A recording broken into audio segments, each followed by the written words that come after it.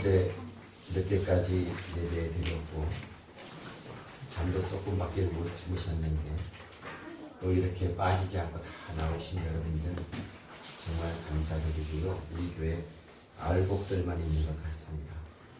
감사합니다. 리우 강의 10번째 시간인데요. 사실 이 신년 감사 예배 때 이 말씀을 전할까 다른 것으로 대체할까를 몇 번 망설였습니다. 축복의 말씀만 가지고 전해드리고 싶었는데 오늘 말씀 조금 무겁고 강력한 도전이 되는 말씀입니다.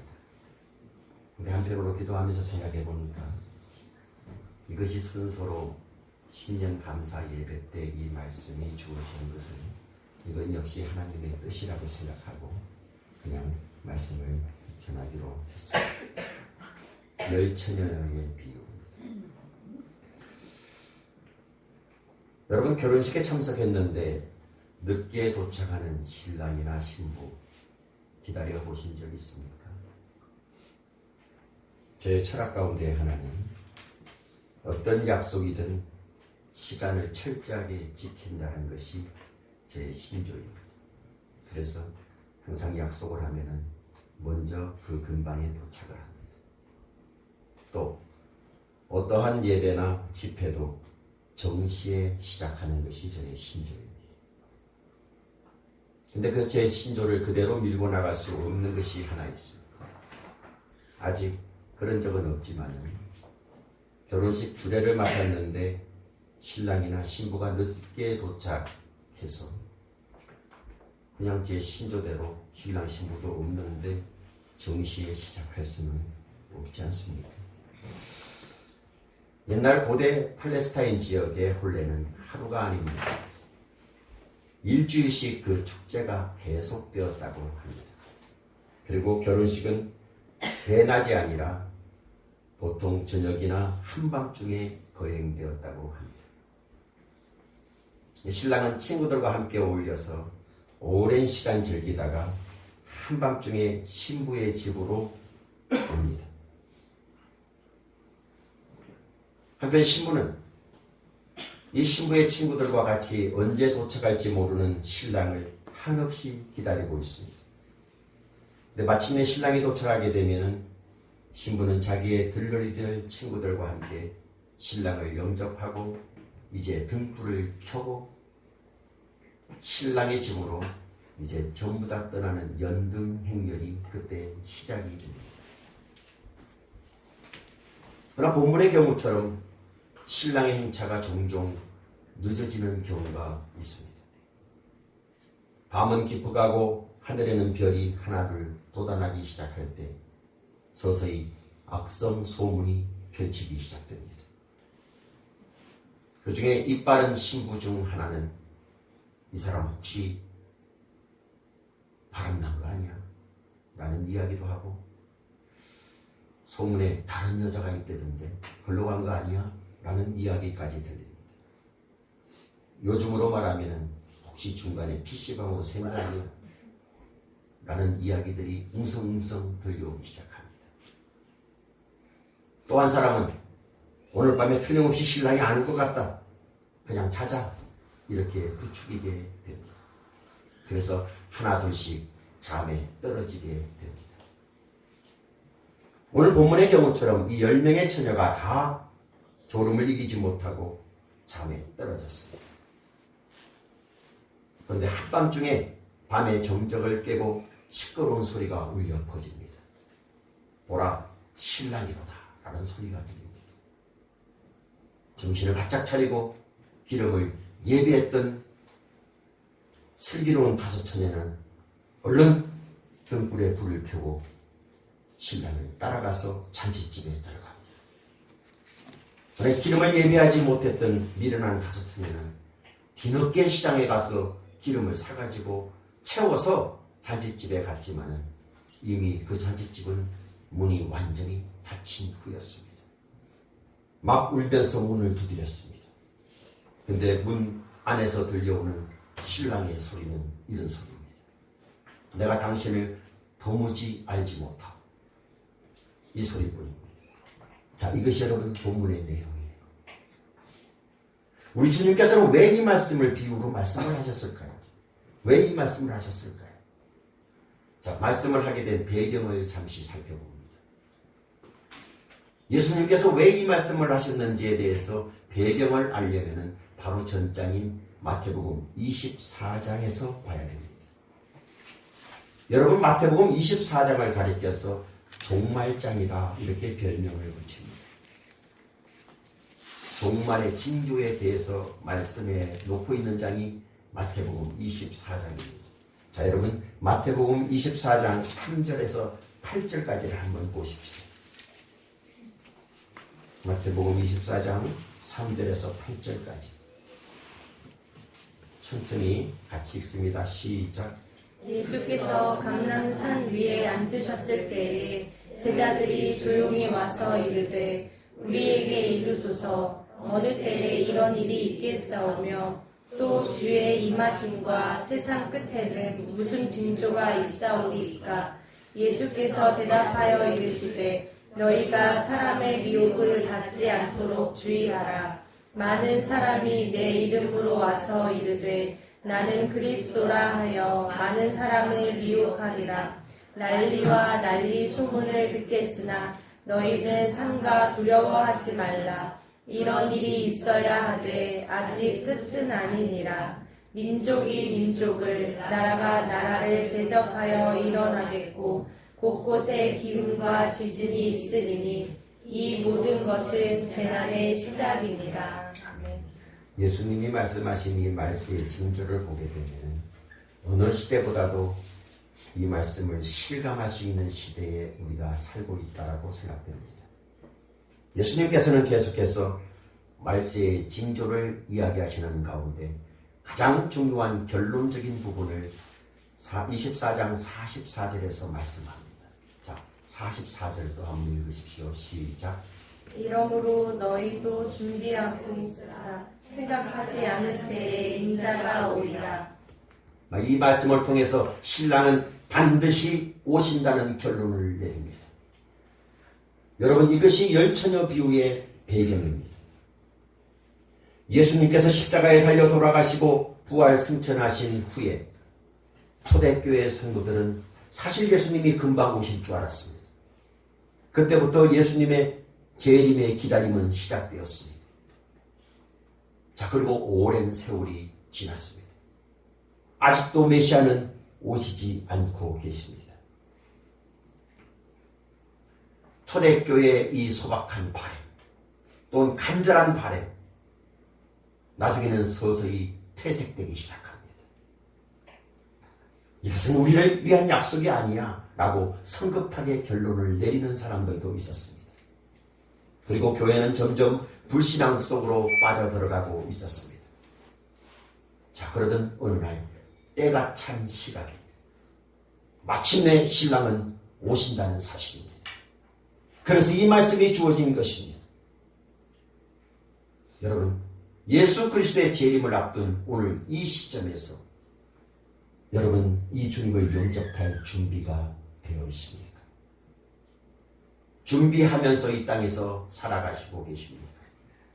우리는 이 열처녀의 비유를 이해하고 해석하는 일에 있어서 여러분, 이 본문 말씀을 잘 기억하고 나에게 주시는 메시지가 무엇인가를 보시길 바랍니다.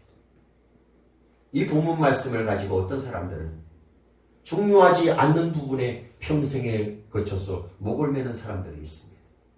특히 이단들이 그렇습니다. 신비주의자들이 그렇습니다.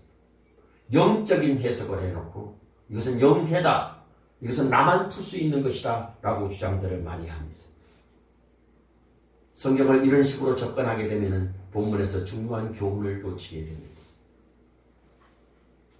사람들은 자꾸만 엉뚱한 것에 신경을 씁니다.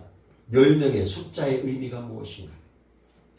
처녀는 무엇을 뜻하는 것인가? 기름은 무엇인가? 5명씩 나눈 이유가 무엇인가? 필요 없는 부분에 자꾸 초점을 맞춥니다. 여러분, 이 열처녀에 등장하는 이 10명의 처녀들, 왜 그랬을까요? 아주 소박한 이유입니다. 유대인들은 본래 사람을 셀 때 10명 단위로 센다고 합니다. 예수님 당시에도 10명이 모인 곳에는 언제나 회당이 열렸습니다. 그리고 여러분, 5명씩 두 부류로 나눈 것은 다른 의미가 아닙니다. 메시아를 기다리는 여러 사람들 가운데 두 부류가 있다. 이것을 대조적으로 설명하기 위해서 나눈 것 외에는 다른 이유가 없습니다. 자, 그렇게 먼저 생각하시면서 본문을 이해하시기를 바랍니다. 자, 오늘 가장 중요한 교훈인 미련한 5 처녀의 교훈을 살펴보기를 원합니다. 이것은 오늘 이 시대에 살아가는 그리스도인들이 꼭 기억해야 될 가장 중요한 본문의 핵심입니다. 신랑을 영접하는 잔치가 기다려졌음에도 불구하고 기름을 준비하지 못했던 5명의 처녀는 비극적인 최후를 맞게 됩니다. 여러분, 이 5명의 미련한 처녀가 우리에게 주는 교훈이 무엇일까요? 잘 들으십시오. 4가지를 말씀을 드립니다. 첫 번째, 형식이 내용을 대신할 수 없다는 교훈을 우리에게 주는 것입니다. 여러분, 여기에 미련한 5 처녀의 삶이 슬기로운 5 처녀의 삶과 전혀 달랐던 것이 아니죠. 비슷합니다. 이 점을 주목하십시오. 미련한 5 처녀도 슬기로운 5 처녀와 마찬가지로 결혼잔치에 함께 초청을 받았습니다. 같습니다. 그들은 똑같이 이 초대에 기쁘게 응했습니다. 또 이들은 똑같이 신랑을 같이 기다렸습니다. 그리고 잘 기억하십시오. 미련한 5 처녀나 슬기로운 5 처녀는 똑같이 잠을 자고 있었습니다. 어떤 사람들은 이 본문 말씀을 설명할 때 이 슬기로운 5 처녀는 깨어 있었다라고 설명을 합니다. 성경에 어디에도 그런 말씀이 없습니다. 5절 말씀을 보십시오. 5절 여러분들 읽으십시오. 시작. 신랑이 더디 오므로 다 졸며 잘세. 다 졸며 잘세. 졸리면 누구나 조는 것이지요. 그죠? 지금 조는 사람 없지? 졸리면 좁니다. 누구나 똑같습니다. 그것으로 인해서 문제를 삼지 마십시다. 피곤해서 함께 졸았습니다. 그리고 이 미련한 5 처녀도 슬기로운 처녀들과 마찬가지로 등을 가지고 있었습니다. 자, 여러분, 이 미련한 5 처녀를 둘러싸고 있는 외적인 상황, 외적인 삶의 방법은 별다른 것 하나 없이 비슷합니다. 똑같습니다. 다른 것이 무엇일까요? 그것은 기름을 준비하는 거였습니다. 슬기로운 5 처녀는 기름을 준비했고 미련한 5 처녀는 기름을 준비하지 못하고 있다는 것이 다른 점입니다. 자, 여기서 성경을 해석하는 사람들의 또 하나의 씨름이 시작됩니다. 이 기름은 무엇을 의미하나요? 여러분, 이 기름은 무엇을 의미할까요? 이 기름이 뭘까요? 많은 경우에 기름 그러면 성령님이라고 생각합니다. 자, 그렇게 해석해도 무리가 없을까요? 그러나 이렇게 해석할 경우에 큰 문제가 있습니다. 기름을 여기서 성령님으로 해석하게 되면은 여러분, 성령님이 우리 안에 한번 들어오셨다가 없어질 수 있습니까? 우리가 예수님을 나의 구주로 고백할 때 성령이 우리 안에 들어오십니다. 이 성령님은 내가 싫다고 해서 어느 날 떠나시는 분이 아닙니다. 영원히 함께 하십니다. 물론 성경에서 기름이 성령으로 이렇게 상징되는 부분들 많이 있습니다. 그러나 그렇다고 해서 기름만 나오면 무조건 성령으로 해석해서는 안 됩니다. 보다 포괄적인 이 말씀으로, 포괄적인 생각으로 이 말씀에 접근해야 됩니다. 자, 여기서 저는 기름을 무엇이라고 생각하느냐? 이것은 우리가 마땅히 가지고 있어야 될 신앙의 내용을 가리킵니다. 삶의 내용을 가리킵니다. 이것을 가르치기 위해서 주님께서 이 말씀을 하신 것입니다. 여러분, 우리가 믿는 자로서 마땅히 가지고 있어야 될 삶의 내용, 신앙의 내용, 혹시 이것이 결핍되어 있지는 않습니까? 교회에 출석하는 많은 성도들은 형식이 있기 때문에 내용도 있을 것이라고 착각하면서 살아가는 사람들이 많습니다. 형식이 무엇입니까? 교회에 출석했습니다. 형식입니다. 예배에도 참석했습니다. 그것도 형식입니다. 내가 찬송을 불렀습니다. 그것도 엄격히 말하면 형식입니다. 우리는 많은 경우에 이런 형식에 참여하고 있기 때문에 나도 저절로 신앙이 된 것처럼 착각하고 있습니다. 여러분, 형식이 있다는 것이 저절로 내용을 보증하지 못한다는 사실을 기억하십시오. 이것이 본문의 교훈입니다. 제가 형식을 부정하는 것은 아닙니다. 내용이 있을 때 그 형식은 아름다운 사건입니다. 그러나 여러분, 형식 그 자체가 잘못된 것이 아니라 내용이 없는 형식은 아무런 소용이 없습니다. 우리 주님께서 다시 오시는 날, 주님이 재림하시는 날, 내용이 없는 형식은 설 자리가 없습니다. 여러분, 참된 신앙은, 내용이 있는 신앙은 언제나 위기 앞에서 그 진면목을 드러냅니다. 신랑이 오니까 드디어 그때서야 내용이 있는, 기름이 있는 다섯 처녀는 신랑을 맞이하고 위해서 등불을 켜지 않습니까? 우리도 마찬가지입니다. 저와 여러분의 신앙이 얼마나 내용이 있는가, 얼마나 진지한가, 다른 말로 내가 얼마나 주님을 사랑하는지, 나의 믿음이 가짜가 아닌지, 그것을 객관적으로 시험할 수 있는 길은 우리의 삶 속에 위기가 찾아올 때 그 모습은 드러납니다. 어려움이 찾아오게 되면 내용이 없는 사람은 금세 불평합니다. 짜증을 냅니다. 신앙이란 다 그런 거지 뭐. 그리고 주님을 부인합니다. 만약에 내 마음속에 가지고 있는 신앙의 내용이 확실하다면 어떤 많은 위기 앞에서도 내 삶을 주장하시고 나를 인도하시는 그 주님을 온전히 신뢰합니다. 어려움 속에서도 신뢰합니다. 우리는 기름을 준비하지 못하고 외적으로 참여하고 있는 이 미련한 다섯 처녀처럼 혹시 형식에만 집착하고 있는 것은 아닙니까? 여러분, 내가 주일마다 교회에 참석한다는 그 사실 때문에 하나님께서 여러분을 그리스도인이라고 단정짓지 않는다는 사실을 기억하십시오. 중요한 것은 저와 여러분의 신앙의 내용입니다. 정말 살아계신 하나님과의 관계 속에서 어떤 신앙의 내용을 내가 형성해 가고 있는지, 그것이 굉장히 중요한 것이다 라는 것을 주님께서 본문에서 가르쳐주고 있습니다. 여러분, 주님을 얼마나 사랑합니까? 얼마나 사모합니까? 그만큼 신앙의 내용이 있는 것입니다. 자, 두 번째 교훈입니다. 신앙의 삶은 누구도 대신할 수 없다는 사실입니다. 신랑이 도착했습니다. 신랑이 도착했다는 전가를 받자마자 미련한 다섯 처녀는 얼른 자기의 덕을 봅니다. 기름이 하나도 없습니다. 그래서 슬기로운 다섯 처녀에게 쭈삣쭈삣 가서 얘기합니다. 기름 좀 빌려줘.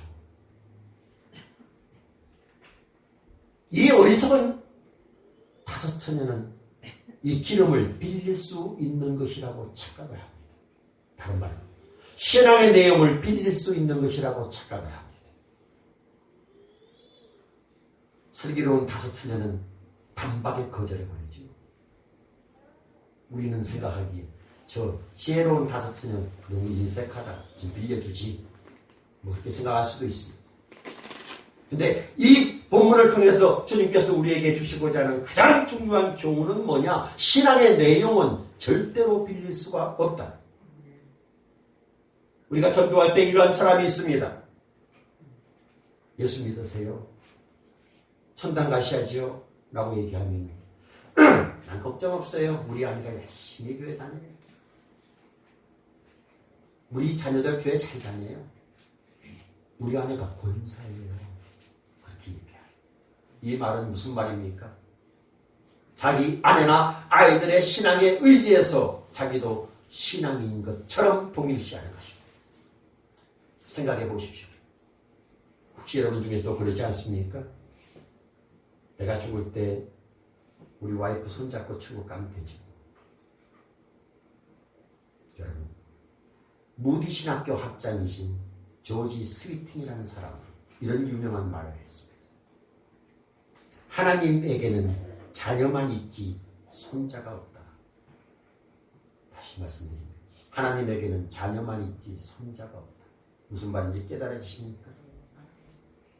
다시 말하면 한 사람 한 사람이 예수님에 대한 신앙 고백을 통해서 하나님의 자녀가 되는 것이지, 내 아버지가 장로기 때문에, 내 아버지가 목사기 때문에, 내 어머니가 권사기 때문에 나도 하나님의 자녀가 될 수 없다, 이 말입니다.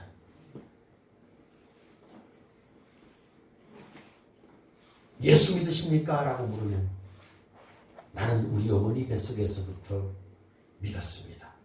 그것을 뭐라고 그래요? 모태신앙이라고 그러죠. 여러분 중에도 있을 겁니다. 모태신앙. 여러분 그렇게 생각하시는 분들 잘 들으십시오. 여러분이 개인적으로 예수님이 나의 구주요 주님이라는 사실을 확인하셨습니까? 모태신앙입니다. 신앙은 개인적으로 예수 그리스도를 나의 구주요 주님이라는 고백한 사실이 없이, 내 아버지 때문에, 내 어머니 때문에, 아니 우리 식구들이 교회 나가기 때문에, 또 나도 심심하면 한 달에 한 번쯤은 교회 들리기 때문에 나도 그리스도인이야 라고 말하는 사람, 큰 오해입니다. 누가 언제 그리스도인의 정의를 그렇게 내렸습니까? 성경에 한 번도 나와 있지 않습니다. 신앙의 삶은 어느 누구도 대신할 수가 없습니다. 여러분 하나님을 만난 사실이 있습니까? 여러분 거듭난 사실이 있습니까? 여러분이 예수 그리스도 앞에 무릎을 꿇고 그분은 나의 주요 나의 하나님이라고 고백한 적이 있습니까? 신앙의 삶은 어느 누구도 대신할 수가 없습니다. 이것이 열처녀 비유의 두 번째 교훈입니다. 자, 셋째, 기회는 다시 얻을 수 없다는 사실입니다. 그것이 세 번째 교훈입니다. 여러분, 잃어버린 기회는 다시 오지 않습니다. 잔치집의 문이 닫혔습니다. 한 번 닫힌 이 문은 절대로 열어지지 않습니다. 범사에는 기회가 있습니다. 만사에는 기회가 있습니다. 물론 신랑이 오기 전에 이 미련한 다섯 처녀도 얼마든지 기름을 살 수 있는 기회가 있었습니다. 그죠? 있었죠? 그런데 그런 기회를 놓쳤습니다. 언제나 기름을 살 수 있다라는 생각 때문에 이들은 더 게으르는지도 모릅니다. 여러분, 우리는 언제나 이렇게 생각합니다. 내가요 마음만 먹으면 언제든지 교회 나가요. 내가 마음만 먹으면 언제든지 성경 공부해요. 성경 공부합시다 그러면 항상 뒤로 빠집니다. 그러면서 내가 마음만 먹으면 해 까짓거. 내가 마음만 먹으면 언제든지 교회 봉사할 수 있어. 여러분, 그러나 그 기회는 언제나 계속되지 않습니다. 이것이 본문의 도전입니다. 어느 한순간 이 기회의 문은 완전히 닫혀질 수 있습니다. 그때는 내가 아무리 몸부림쳐봐도 그 기회는 다시 주어지지 않습니다. 그 성경은 이렇게 가르칩니다. 고린도후서 6장 2절에 보라 지금은 은혜 받을 만한 때요 보라 지금은 구원의 날이로다. 이사야 55장 1절에 너희 목마른 자들아 물로 나아오라. 돈 없는 자도 오라.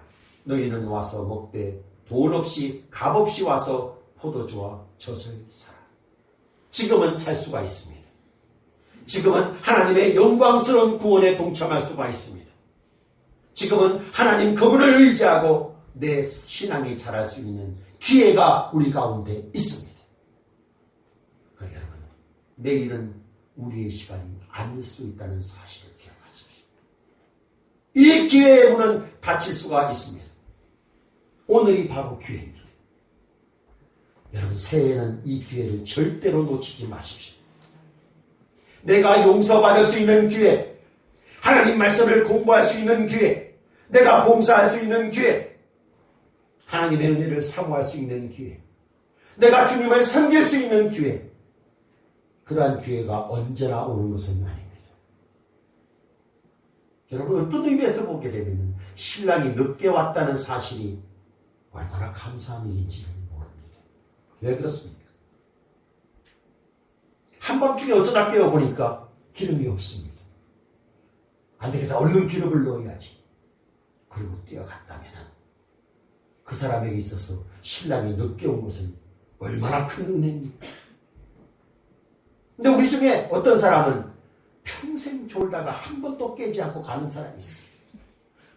계속 잠만 자고 한 번 깨어나는 각성도 없습니다. 내가 이렇게 살면 안 되지. 내가 예수님이 나를 위해서 돌아가셨는데 내가 이런 모습으로 살면 안 되지 라는 깨달음이 없이 그냥 잠만 자다가 가는 사람이 있어요. 이 사람에게는 기회가 없습니다. 지금이라도 깨어일어난 사람에게 이 신랑이 늦게 왔다는 사실 얼마나 감사한 일입니까? 여러분, 하나님과의 바른 관계를 회복하십시오. 빠른 시간에 회복하십시오. 기억하십시오. 이 잃어버린 기회는 다시는 돌아오지 않는다는 사실을 기억하십시오. 이 성경은 너는 내일 일을 자랑하지 말라라고 말씀합니다. 내일 나에게 무슨 일이 일어날지 아무도 모릅니다. 네 번째 교훈은 주님과의 만남은 예고 없이 갑작스럽게 이루어진다는 사실입니다. 마태복음 24장 43절에서 주님께서 인자가 다시 올 때 어떻게 오시냐 하면 도둑처럼 오시겠다라고 얘기했습니다. 주님을 만나는 사건은 예고된 것이 아닙니다. 예고 없이 도둑이 찾아오는 것처럼 루팡처럼 내가 몇 시에 가겠다라고 얘기해서 오는 도둑 없어요. 살짝 옵니다. 그렇게 주님이 오시겠다 그럽니다. 우리 주님의 재림이 언제 이루어질지 모릅니다. 많은 이단들은 며칠날 오신다. 다 가짜입니다. 예수님이 다시 오시는 날은 주님밖에 모릅니다. 근데 그날은 반드시 오십니다. 그것을 가리켜서 우주적인 종말이다 라고 얘기합니다. 실감이 안 나시죠? 감동도 별로 없지. 언제 오실지 어떻게 알아? 자, 그것에 감동이 없다면 이 우주적인 종말에서 개인적인 종말로 한번 옮겨보십시오. 새해 첫째부터 좀 무거운 얘기죠. 그러나 꼭 기억해야 됩니다. 여러분, 이 개인적인 종말은 내가 죽는 날은 오늘 밤에 갑자기 일어날지도 모릅니다. 그렇죠? 아는 사람 아무도 없습니다. 제 초등학교 동창들 모인 밴드가 있습니다. 그 밴드에 며칠 전에 딱 열었더니 이름만 떴습니다. 박용숙 부군 급작스럽게 사망. 그 동창 중에 여자 동창이 남편이 다 잘 먹고 잤는데 아침에 보니까 죽어 있더라고요. 언제 일어날지를 모릅니다. 젊든 연세가 드셨든 이것은 아는 사람 아무도 없습니다. 그렇다면 여러분, 하나님을 만날 준비가 되어 있으신지? 우리가 알고 있는 어떤 이들은 죽음을 접할 때마다 그것은 내 얘기가 아니라고 그냥 넘어갑니다. 죽음의 사자는 우리를 향해서도 오늘도 그러고 있다는 사실을 기억하십시오. 누가 알겠습니까? 어느 순간 갑작스럽게 내 친구에게, 내 가족에게 이런 비극이 찾아올지 아는 사람 아무도 없습니다.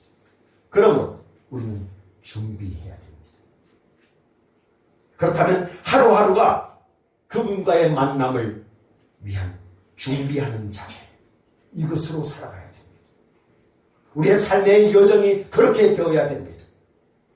D.L. 무디는 언제나 죽음을 준비하는 자세로 살았던 분이라고 합니다. 드디어 죽음 앞에 서는 날, 이렇게 고백을 하고 주님 품에 안겼습니다. 땅은 물러가고 하늘은 열린다. 내 주께서 나를 위해 오신다. 이렇게 고백합니다. 여러분, 이런 고백하실 수 있으신지요? 독일 고백교회의 본 회퍼 목사님, 복음을 전하다가 감옥에 갇혔습니다.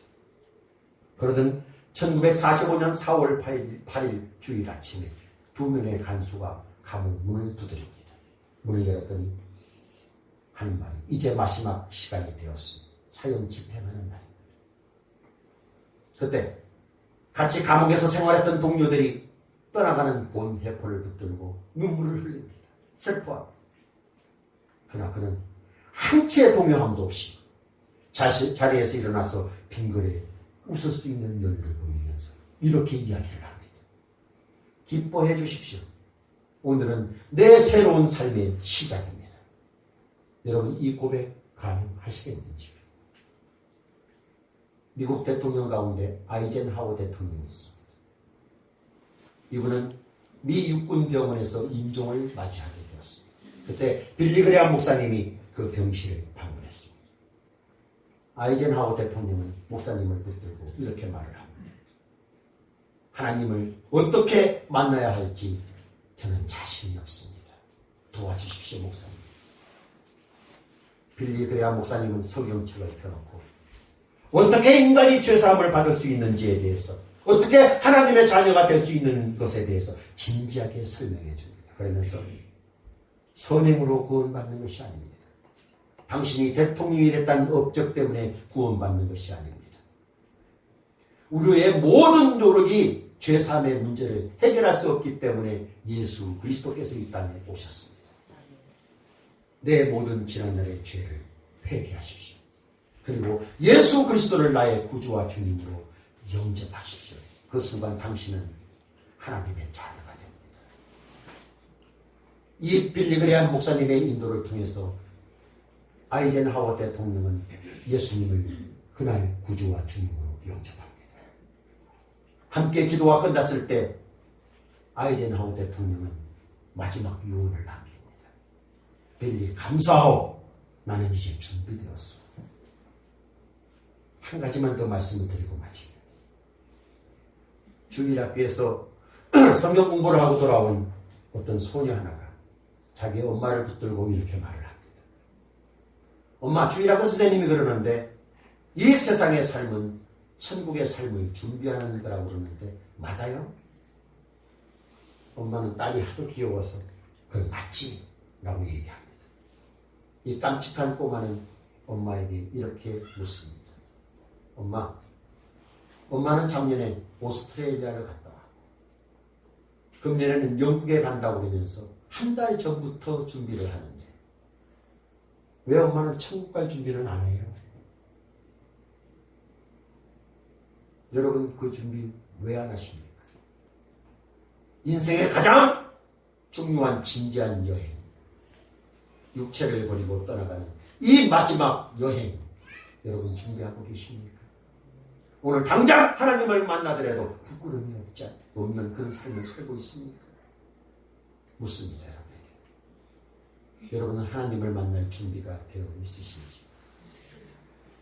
올해 이 하나님 만날 준비, 그 만나는 날이 10년 후, 20년 후, 30년 후가 될지라도 그것을 오늘부터 준비하는 이런 새해가 되기를 바랍니다.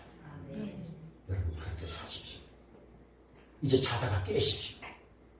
주님은 그것을 원하십니다. 기름을 넣으십시오. 신랑이 오실 때 불을 켜야 되지 않겠습니까?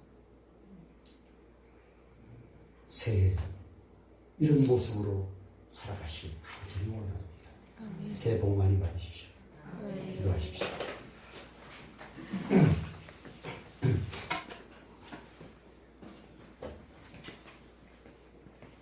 새해 첫날 저희들에게 귀한 말씀 주신 하나님 감사드립니다.